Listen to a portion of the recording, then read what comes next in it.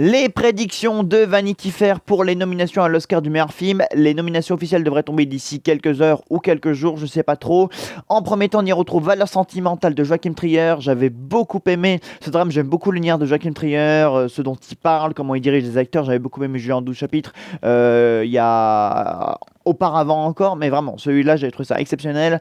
Et pareil pour Une bataille après l'autre, porté par Leonardo DiCaprio, qui est très plébiscité et a raison, c'est un très grand film de mise en scène. Au niveau du script, c'est une adaptation littéraire, on le rappelle de base, et franchement, il coche toutes les cases du grand film oscarisé. Mais après, il pourrait nous surprendre, hein, parce que très souvent, les films avec Leonardo DiCaprio, c'est ceux qui déçoivent le plus lors des cérémonies. Ensuite, Un simple accident de Jafar Pahani.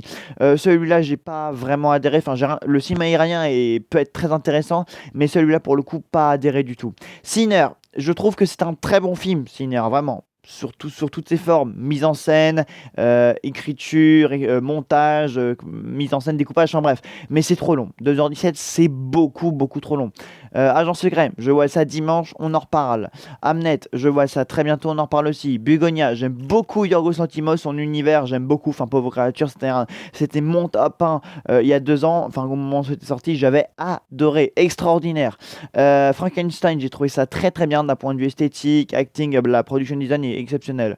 Ensuite, ça j'ai pas vu. Et Marty Suprême sera nominé dans pas mal de récompenses. Ça, on le sait. Enfin, sur pas mal de catégories, dont meilleur acteur et Timothée Chalamet pourrait bien détrôner Leonardo DiCaprio. On le sait.